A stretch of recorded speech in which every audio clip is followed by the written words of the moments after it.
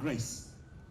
So if we can be upstanding for the... It is great to be back in Sydney and to see so many new and familiar faces as we gather here today to celebrate our beloved Fiji and our 40-year history as an independent nation. I've had the privilege of bringing our Fiji Day celebrations to Australia many times before. Every occasion has been a special one, and each of our celebrations has served as a reminder that no stretch of ocean, no national boundary, and no amount of distance, no matter how vast, can diminish the bonds that bind our global Fijian family. It doesn't matter if you are living here in Sydney, in Melbourne, in Brisbane, or somewhere on the other side of the world, you are Fijian all the same. You are part of our national celebrations and you deserve to share in our national joy. That is because our identity as Fijians has never been defined by where we live. It is defined in ways that shape us far more profoundly. It is defined by that indescribable feeling we all share when we sing those hallowed words, God bless Fiji. It is defined by the pride that swells in our chest when we see our noble banner blue waving proudly in the wind. It is defined by that excitement that seizes us when we see our flying Fijians step out on the rugby pitch, and our joy when they win the day. The sense of duty and responsibility that fills us when the world looks to Fiji to lead in solving great challenges, and the anxiety that grips us for the safety of our fellow Fijians when our cyclone bears down on our country.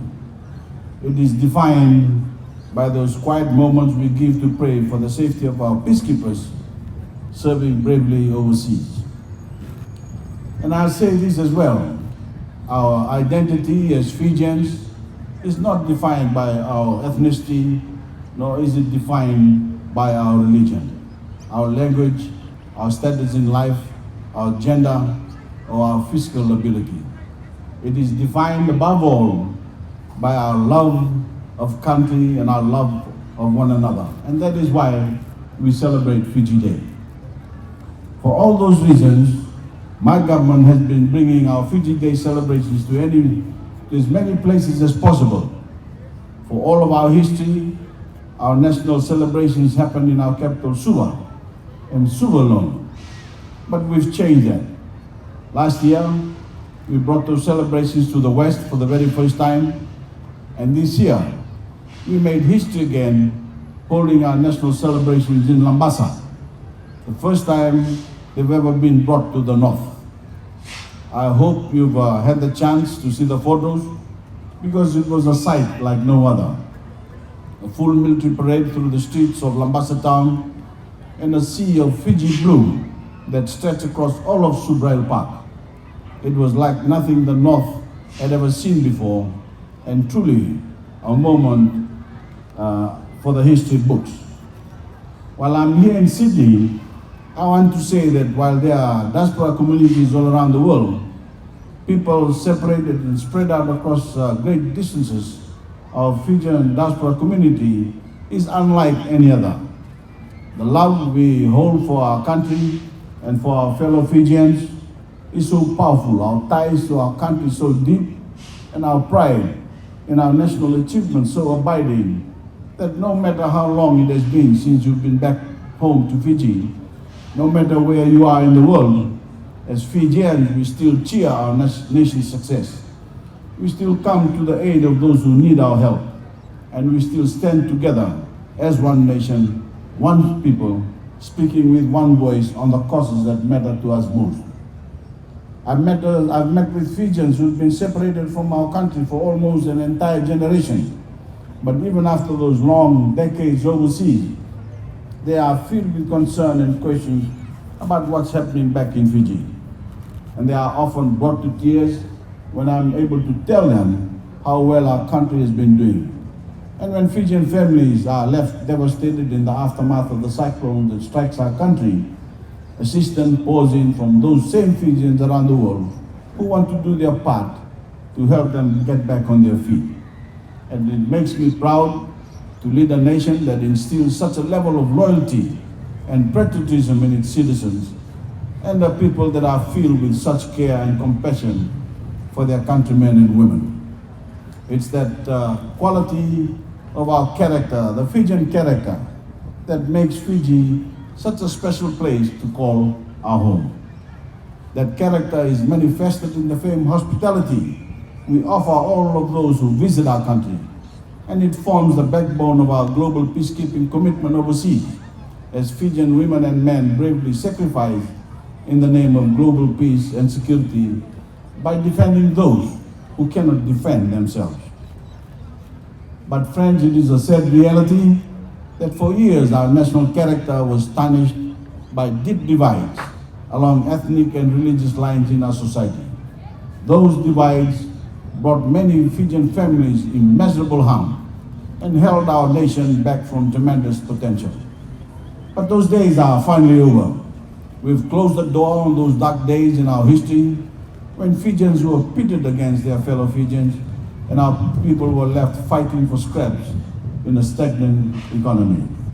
Now, we are proudly a united nation. We are all finally Fijians, equal in every way, and working together to grow our national cake so that everyone gets a bigger slice. It is because of our unity that this Fiji Day, we've had more to celebrate than ever before. Our economy is on the cusp of 10 straight years of economic growth. Our schools are filled with record numbers of Fijian students thanks to our free primary and secondary education initiative, free textbooks, and subsidized transportation to school, along with the historic funding we've put towards tertiary loans and scholarships. And we've given an all-time high $1 billion allocations towards the education of our people in our latest national budget. Our unemployment sits at the lowest point in decades. We are experiencing record infrastructure development and expansion of critical services. And we've rolled out an unprecedented program of support to Fijian families to strengthen the role of families in developing good citizens and reinforcing the values that make for a safer and more caring society. We've hugely expanded our telecommunications capacity throughout the country. You may remember the days when most people didn't have phones because the connectivity was so poor or didn't exist at all. That's no longer the case. In fact, we recently laid down a new submarine cable to Bonolevu, bringing IT speeds equal to what is found on Viti level. We've also led the world in confronting some of the greatest challenges facing humanity today. I'm continuing to serve in my role as president of COP23, leading the global effort to address the issue of climate change and to reduce global emissions. Fiji recently became the first ever Pacific Island country elected to the United Nations Human Rights Council and has been tasked with the chairmanship of the World Bank Small States Forum, on top of our previous major leadership roles as co-host of the first ever UN Ocean Conference, chair of the G77 plus China, and of course the president of the United Nations General Assembly.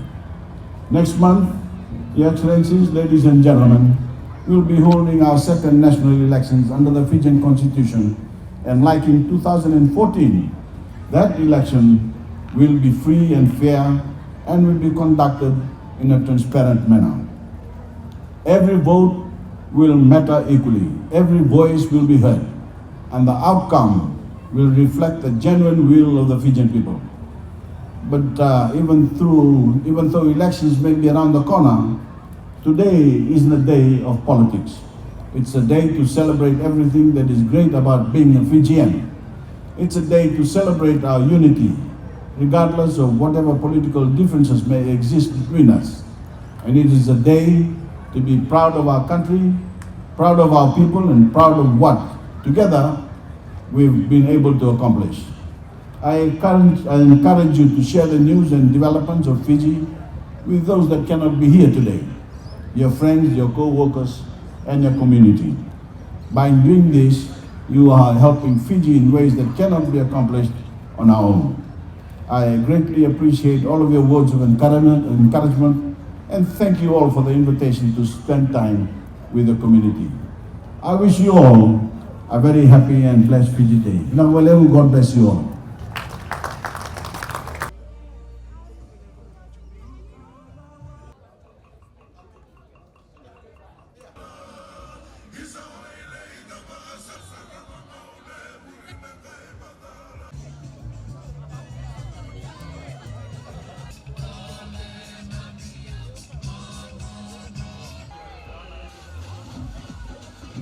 As your word that has withstood the test of time in 2 Chronicles chapter 7.